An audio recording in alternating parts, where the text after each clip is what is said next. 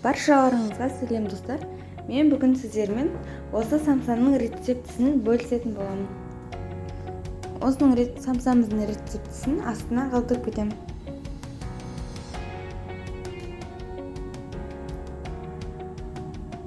Самсаны жасау үшін ыдысымызға ұн саламыз.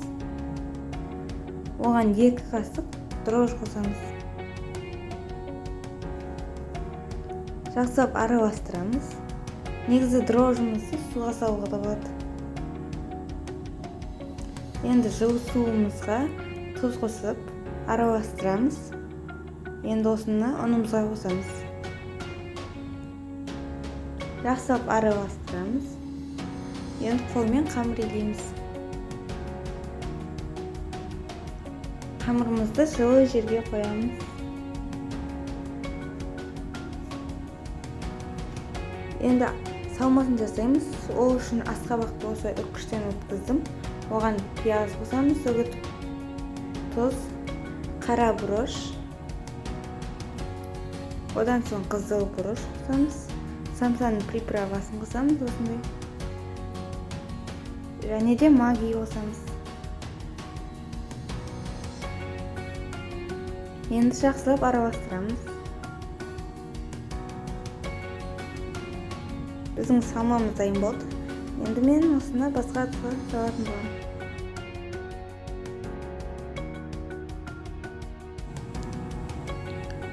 Мінекей біздің қамырымыз жақсы ашыды.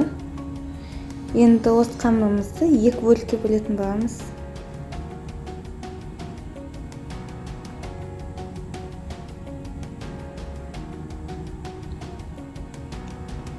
Және де біраз уақытқа демалдырып қоямыз қамырларымызды.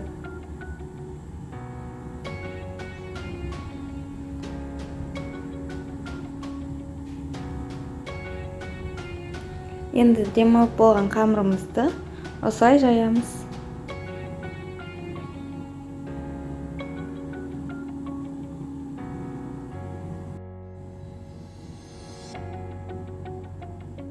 Қамырымызды осылай жақсылап шұқалап жаямыз. Енді оған май жағамыз. Менде бұл іш май, тез қататын май. Негізі бұған сары май немесе кәдімгі сұйық майды қосуға да болады.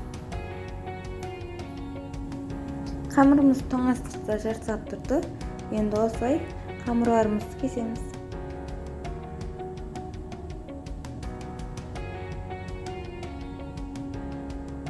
Енді осылай үстінен басатын боламыз қамырымызды.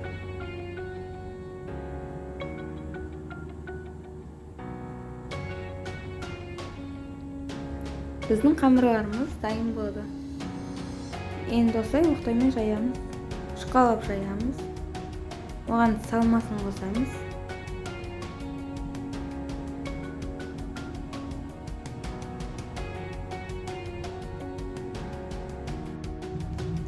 Самсамыз дайын. Енді келесі самсаны жасаймыз. Оған да осылай асқабақ қосып, осылай жинайтын боламыз.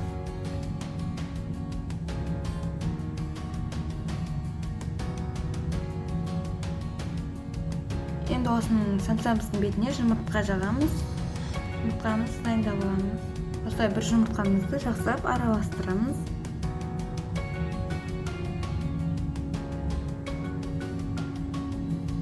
Енді біз қызып тұрған табағымызға самсаларымыз салатын боламыз. Осылай бетіне жағамыз жұмыртқалы массамызды.